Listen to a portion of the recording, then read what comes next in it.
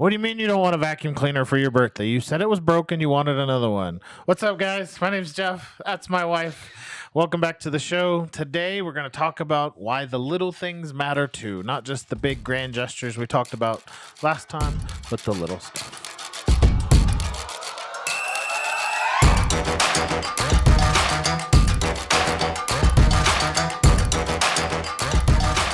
Hi. Hi. How are you? I can't even. Why? What did I do? You got excited about the last vacuum. The last two vacuum cleaners you got. I didn't get either one of them on your birthday, though. No. But that's your hook. Yeah. That's your intro.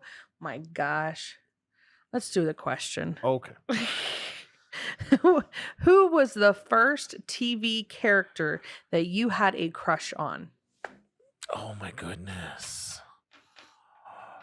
Wow. Mm-hmm. First TV character.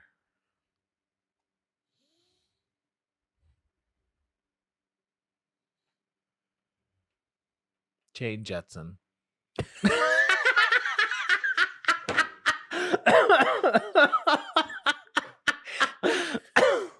What?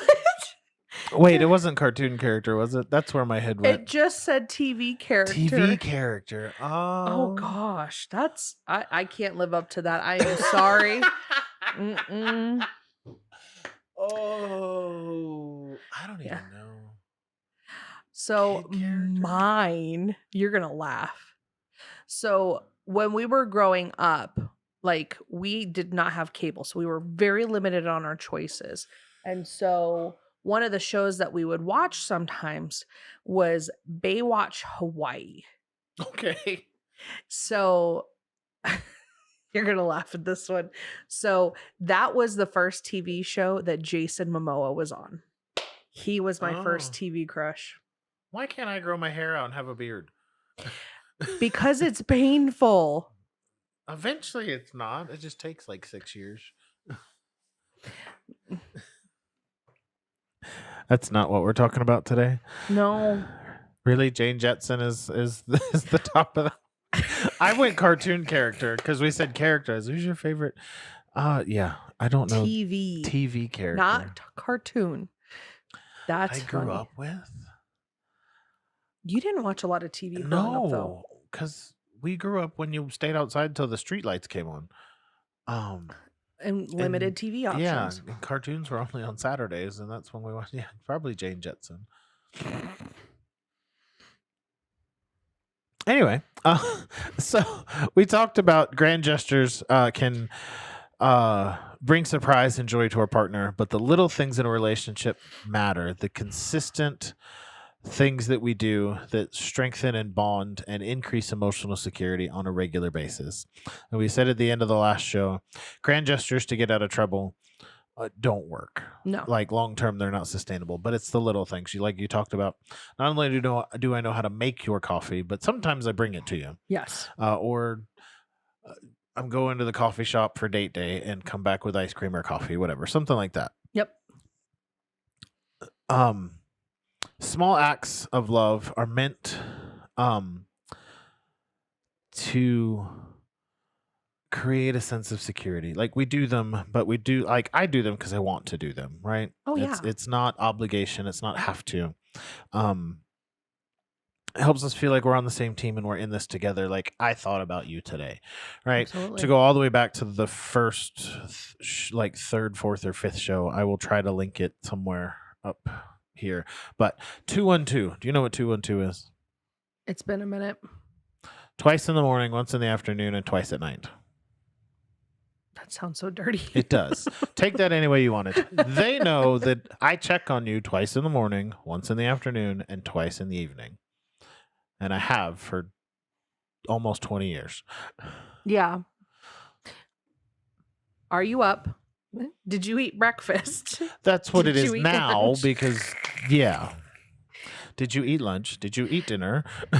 For context, I forget to eat sometimes. It's not a on purpose thing. It's just I get into a groove and I forget sometimes. So, anyways. Anyway, small acts. Hopefully, in their love language, which is a whole different subject. If you haven't read The Five Love Languages by Gary Chapman, stop this and go read it and then come back, because Mm-hmm. this will make a lot more sense. Because if you're doing a bunch of acts of service for your partner and their love language is words of affirmation, you're kind of spitting into the wind.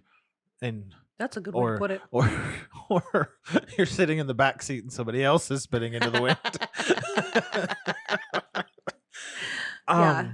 Not that those things aren't appreciated, but they don't necessarily, and this is not where I wanted to go with this, but it is impactful. Doing small things for your spouse um that don't meet their love language, don't fill the tank, as Gary Chapman talks about, maybe not as impactful as you hope they would be. Not in a bad way. Not that those things aren't appreciated. Yeah, Like, well, it's to put it in a baking perspective, when you're making something, you know, you can use a tablespoon to put so many cups of flour in whatever you're making. It's going to be more impactful if you use a cup, measuring cup. yeah.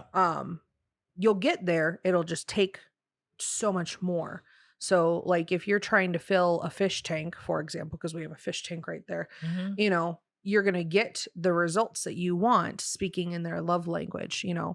I can take, my little coffee cup here and fill the fish tank. It's going to take me forever, but I can get there. Versus if I have a pitcher, speaking their love language is going to get me the results. Yeah. I don't want to say the results, but it's going to help your significant other feel significant faster. What is your favorite little thing?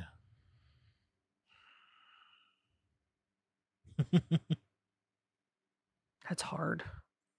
There's so many. I'm There that are. good at this. You are. I should, for context, you've gotten I better. have it on camera that I'm good at this. I think we need to edit that part. Yeah, but I'm the editor. I know.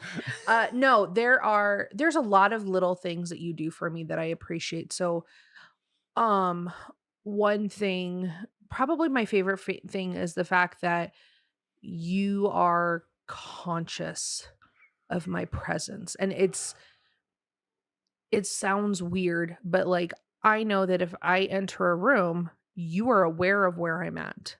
You may not say anything, but it's comforting. Um some of it's protective, yes, but like that if we're in a big room, like where I'm at, you track. But also I can walk into the living room and I feel very seen. And it may not seem like a lot, but for me, it's a big deal because there were points in my life where I felt invisible and you see me. I don't know if have I ever told you that? Okay. Ta-da. I should tell your spouse these things. But then there's other things like that I forget to eat breakfast. It's a really bad habit that I have. And there are some Which mornings. is funny because I don't eat breakfast on purpose. But you have a protein shake. So like it's not that you're skipping it, it's you're being purposeful about what you're consuming. So there's mornings where that I have forgotten for whatever reason, and you will come in, and because you're aware of my presence, maybe I haven't stopped at the coffee pot and maybe I haven't made my morning coffee. So there are some mornings you walk into my office and you plop down a protein shake and a coffee, and that just creates instantly a better day for me.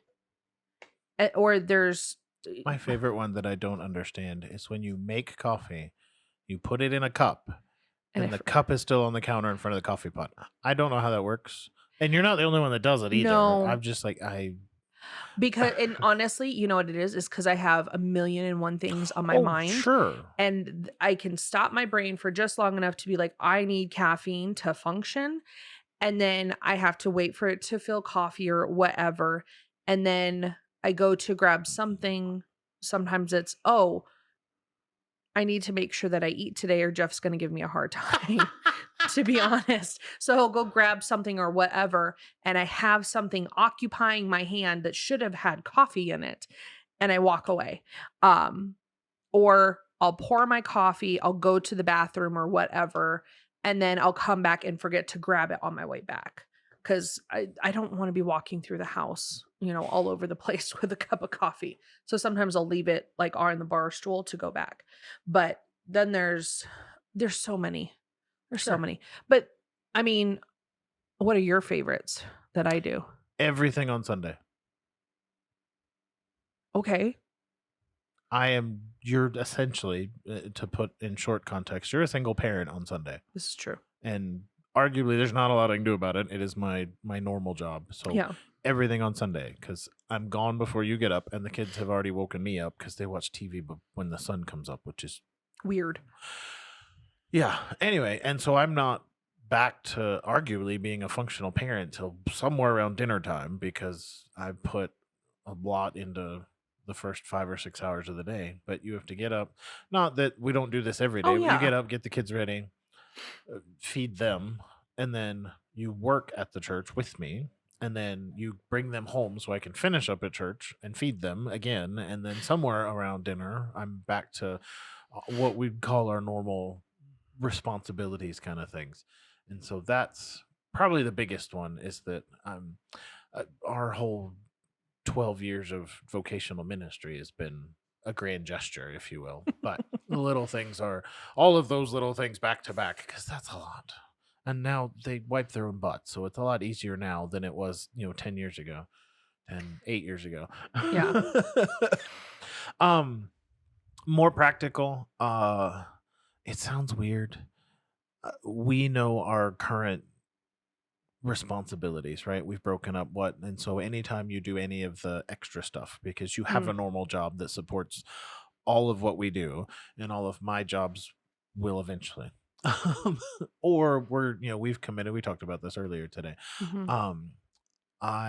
We have committed to doing ministry, which is outside of this, and I'm not trying to go down that road, but we have committed that I do another job. And unfortunately, in the current version of that, it doesn't pay all of our bills. So you have to work on all, but you love your job and love what you do. And so my role is to be a stay-at-home dad and do all the extra stuff when I can. So anytime that you have the mental space for me or for them, or to wash dishes, which seems weird, but any of that stuff. And then it's different now, because up until recently, I have always gotten up before you, but we'll call it pre-COVID. You would say goodbye to me before you left the house, Mhm. because the rest of us didn't have to be up that early. Yeah. Fair. I don't know. There's so many. You let me go on motorcycle rides. You don't hound me for working on cars. Like things I hear that other people do. Now I know that there's context and story and things like, but I can go work on the car on a Saturday afternoon, or your car, or any of the other cars, Yeah. and there's no repercussions from that. But I also plan and try to spend time with all of us on a regular basis. So I appreciate all of those Yeah. things. But on the flip side of it, you're also one that you're conscious of.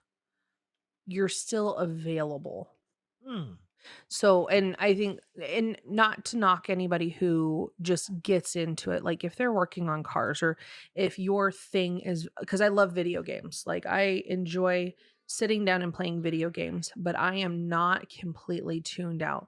And you play a couple of video games too, Yes. but you're not completely tuned out. So I know that like I can come and sit next to you, or you can come and sit next to me and watch any of the socials or read a book or whatever that looks like, and it's not burdensome. Like I know that I can sit next to you and you're not going to get irritated. That is one of those little things that I have no idea how to explain. And that's probably, now having thought about it, because we don't think about the little things. No. Like so in our house, this isn't going to make any sense because you can't see it, but in our house, our favorite gaming systems are not in the same room. No. And that's by choice, because the kids play on the Switch all the time on the big TV, and that's the room big enough for all of us to play at one time. You say the big TV as if it's like ridiculous. It's we have what is it? A That's a 75? 75. And that's a 65. Yeah, okay, So whatever. 10 The inches. big TV. Yeah. It is bigger. Hey, 10 inches makes a difference. we Although there's some lady on TikTok that Okay, no, we're not. We need to keep our rating. Nope. I haven't said anything. Anyway, so if I'm in here farming, because that's what I play. I'm not. Yeah, I can't do the first person shooter stuff. He's farming. I'm playing Assassin's Creed. You can fill in the blanks. Anyway, it sounds weird. If it's my turn or I've started farming already, and you're not in the mood for Assassin's Creed, you come sit on the couch with me, and we talk and blah blah whatever. And there's some days you're in the other room playing on the Switch, playing Assassin's Creed, and I'm going to sit in there and read and work or whatever. Yeah. I don't know how to explain that to other people. Like those little things, like it's not something you consciously think about, but not everybody has 2 living rooms either. So I don't know. Well, and I mean, that's fair. We have an older house that has the room that nobody sits in, but we use it as a room. Like it's, I'm not. My grandma has one of those rooms, and I'm like, I'm never gonna. Oh, she used to. Now her house is very different. But realistically, for the old schoolers, you have the great room and the living room. We have 2 living rooms, and we use them both regularly. Welcome to our house. Shenanigans. That'll be the first time you've probably ever heard anybody else on the show. Rox, go lay down. Sorry, our daughters are supposed to be cleaning their rooms, and they're not. And Good then girl. something crashed. They woke and up the dog. Yeah, the dog woke up. Sorry. But we do, and we also have that standard. And for context, like we try to use all of our stuff. So like we have, and this kind of goes into, I guess it's a little thing that I do with my kids is we have the fine china. We have 2 sets, one for each daughter that were handed down from both sides of my family. And so we use it. I read something somewhere that just really stuck with me of like, why do you have china that you don't use? And I was like, this is true. This is true. And so we call it fancy dinner in our house, at least. That's what the kids call it. Yeah. And so we will have finger foods, and it's basically a junk food night in reality. Yeah. We call it fancy dinner. We get out the stemware and the gold-plated dishes, and we have mozzarella sticks and chicken nuggets, which is wonderful. Like it's fantastic. But it's a little fun thing that we do with our kids, and we've sparkling done apple cider. Yeah, we've done tea parties, we've done fancy dinner, and fancy dinner is basically appetizers. Yeah, and so the kids have a bowl. It's a little bit of extra work, absolutely, but it's something fun, and they look forward to it. If I say we're having fancy dinner, oh my gosh, the whole house is clean. And I don't have to fight them. It's great. But that's definitely a little thing. And the whole purpose of it is really just showing that person that you care and you think about them. Like I can be rolling down the grocery store and, if I happen to end up in the cookie aisle, I try to pick up a certain brand of, double stuff. What are they called? I don't think a Keebler Elf. Yeah, yes. Keebler cookies. Yes. But you laugh every time, but I know you unconsciously have this grin, and it's a very specific grin of when I do something on purpose. And that every time I see it, it reinvigorates me that like I'm doing something special. And there has been some points in our marriage where we maybe are not able to afford it. And so sometimes I've had to put something back to make sure that you feel that specialness. I didn't know that. You put food back to get cookies? That's impressive. Yep. So that's the small things. And yes, there's going to be times that it is a little bit bigger, but the whole point of a small thing is you're at the coffee shop and you get me, a caramel macchiato at a certain place with a green mermaid. That Starbucks. Overflow doesn't have a mermaid. Starbucks. I love you. I was like, such a nerd. Our local coffee shop. No. So like if you're in town. Oh yeah. And running around. If there's a chain coffee shop nearby. Yeah. Yeah. But You don't have to. It's really like when you talk about the little things, it's your spouse is on your mind and you're thinking of them, and there Yeah. are some days, and there's been times where you've driven into town on purpose to get me lunch Uh, or get me that's stuff. that's borderline grand gesture because I but hold on. it takes an hour round trip to go to I town. understand this, but that's what I'm saying is, for you, it's a little bit of a grand gesture. But at our old house, Starbucks was 10 minutes down the road In any direction. in any direction. Yeah, there was like five right around us. It was great. But that's the whole point of, if you're in a small town, yes, it's a grand gesture. If you're in a big city where they're on every corner, it's a small gesture. And Sure. so, it's the whole point of a small gesture is thought. Yeah.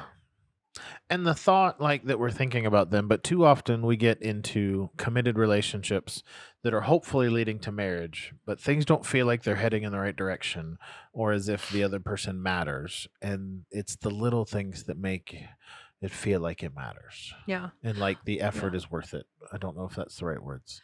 Well, I think it also goes into comfort Yeah. because, and I've seen it way too many times where you're in a committed relationship, whether you're dating, married, engaged, doesn't matter the stage. Sometimes people just get comfortable with the status quo. Like, that you can depend on me on Sundays. But if you're not reciprocating that respect, and if you're not reciprocating that appreciation and value, and it starts to become, oh, that's just what they do, and you stop appreciating, Yeah. that's Oh, when we get yeah. into dangerous You have territory. to appreciate the little things. There are some things like I'm sure there's little things you do that I just don't even notice. And that's fun. But yeah, or I don't know. This all goes back into we don't have the same primary love language, No, and so there are little things that you do that I maybe don't notice. I don't know. I'm sure. And there's probably things that I do that are my love language but aren't yours. Yeah. But then there's also things like some practical things like physical touch. And so like when you're playing video games and I'm reading and our feet are touching, that's good.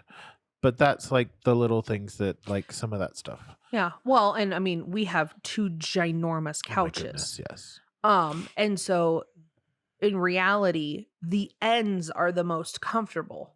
But sometimes I will sit in the uncomfortable seat or you will sit in the uncomfortable seat just so that, or we will squish It's into the just small it's space. just because nobody sits in the middle of the I know. couch and it's not broken in yet. If we like spent like a month of just sitting in the middle, all the cushions would be the I same know. height. Because when you lay in the middle, it feels like you're laying like this. Yeah, and I'm you're like, totally like what is bowed. happening? Strategy, my friend. But in reality, like if you were to come into our house and like be a fly on the wall, there's no one else up. It's just the two of us, and we are like close. Like Mhm. we're in a crowded room because we're touching, like almost our entire leg is touching half the time. Mhm. Or like there's we got to keep this PG. There are sometimes where we'll be walking by each other. There's plenty of space, but we will purposely like walk by each other in a very provocative way. Oh yeah. And it's really just because It's the spark. it's the spark, and it's me teasing you or you're teasing me and being funny, but it's also just that little bit of Mm-hmm. affection. Yeah. And that's why the little things matter is Mhm. that it's like if your affection is just your physical relationship that happens randomly, that's not enough. I can't ever remember who said it, but this is a safe word. Foreplay begins when the last one ends. Oh yeah. And I think the little things are part of that. Not towards that, but that's what helps. And not Yeah. that, me bringing you coffee means that it's going to happen in a couple hours. No. But it's big words, mutual respect and safety. Of course. Well, Well, with fun time. yes, but it also goes into the if the only time that you're being affectionate if you want something, Yeah, that doesn't work. that's going to cheapen it. And so that is an immediate turn off Yeah. for most people. And so, you know, Little obviously. things. If the sink is empty. Oh, I know. It's so funny because like I had a hard time opening up. Like there was a few things that it took me a really long time to open up to you about, and that's 100% on me. But when we had that discussion and really that was as stupid as it sounds, that was a pivotal point in our marriage. And so now that you understand my thought process of like what is one thing in our house that really takes up my mental space, because one thing that we recently talked about is in order for fun things to happen as a woman, I need my brain to be off. For you, your brain is off because of fun things. Yeah. And so, like, what, we're 16 years into this and we're still figuring things Oh out. my goodness. Yeah. But figure out your spouse, because there are some people that you're probably married to someone who thinks totally opposite on you on some of these things. And so, Which is okay, right? totally okay. But you now understand that I need to be able to, let go of certain things in order for other things to happen. I'm like, I have to, like, we got to talk in code so we can keep, family friendly. Oh, yeah. But I can't be thinking, oh my gosh, I need to go do the dishes in order for other things to happen. So you have gotten to the point of you keep the dishes, or I do, because I do help with that too. That's just your specific chore. Yeah. But you regularly keep the dishes, or at least the sink, mostly empty. Obviously, we can never get to totally we empty. already have to run the dishwasher twice a day. I know, it's ridiculous. My kids are I disgusting. kind of want another dishwasher. Maybe like one of the half ones. Ooh, the drawer. Ooh. Because just cups. If we could have a dishwasher for cups and bowls, everything else would.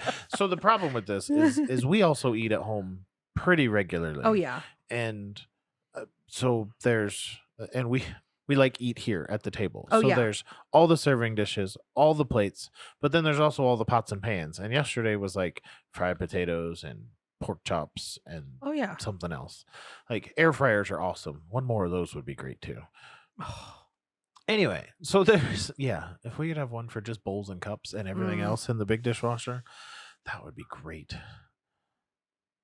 I told you I want a butler pantry in the dream house just for appliances with 2 dishwashers. We were at a church one time that had 2 dishwashers. That was the greatest thing ever. Squirrel. I know, but when you're trying to wash 200 stemware and plates from a wedding and you have 2 dishwashers, it is wonderful. Yeah. 100%.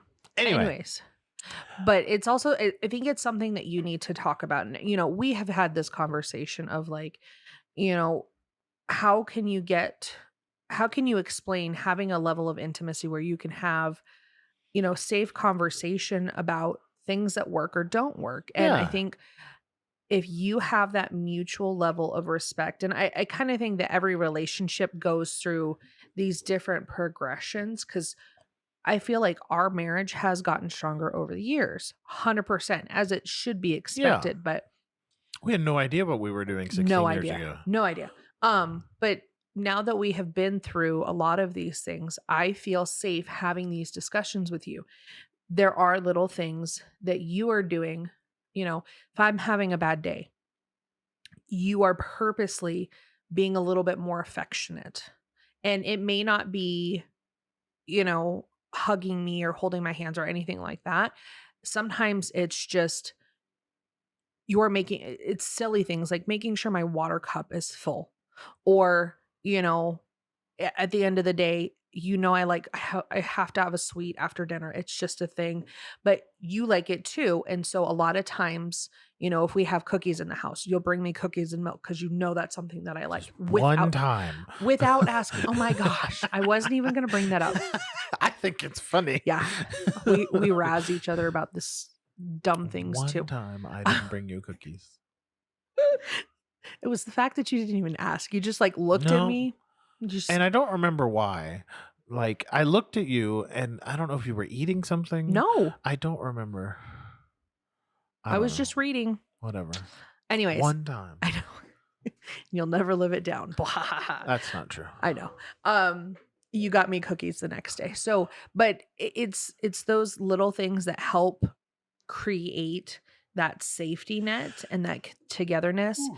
so that you can really have that true intimacy. And I do think Yeah. that, and we'll probably get into this in another show, but you need to have that trust and that foundation set so you can have those open and honest conversations of, hey, let's do that again, or hey, not do that again, or that was a little painful. Let's try a little bit different next time. So you should be able to have that conversation with your spouse, and doing the little things consistently, I think, helps to create that intimacy environment so that you can get to that point.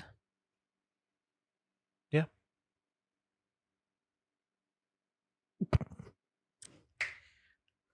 And the children are out of their Yeah. room. Yeah. So one practical thing somebody could try today. Today, I think the way that, wow, sorry, the lights dimmed. That was creepy. One Yeah. practical thing is, what is your spouse's habit? Do they wake up every day and drink coffee, or do they like something after dinner? And so it's probably something that you already have in your house, but make it a point to make it for them. Yeah. Let me make you coffee. Let me make you tea. Let me, bring you dessert after dinner, or, let me clear your place setting for you. Or it doesn't have to be expensive. It doesn't have to be something that you're going out and doing, but it's the whole point of it is showing your spouse that you're thinking of them. And, to kind of get into a better habit, going to the grocery store, or when you're going somewhere, find one thing that you can get for your spouse. It could be flowers. It could be their favorite cookie. It could be their favorite drink. It could be their favorite fruit. It doesn't have to be anything ridiculous. Maybe they've had their eye on a book on Amazon or something, and purchasing that for them. Hey, I was thinking of you and I wanted to get you something special. Yeah. Cool. Done. All right. That's it. That's what I got. Any other thoughts?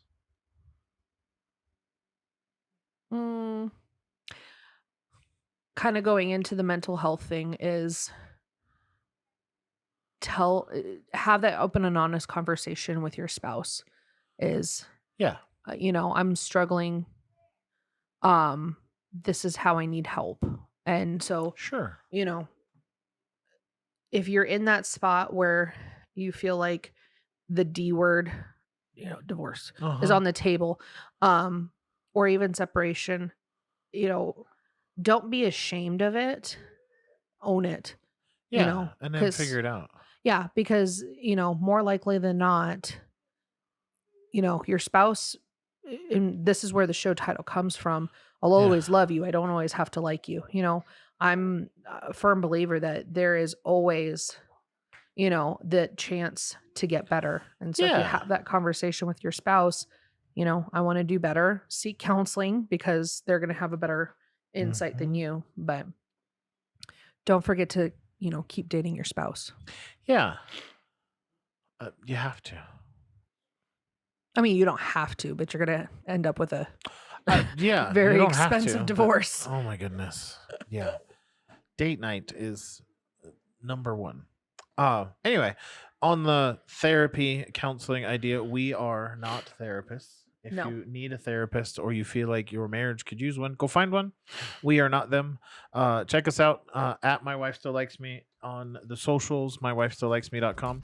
Comment, like, subscribe, hit the buttons, and all of those things. Tell us what you want to talk about, and we will see you next time. Later.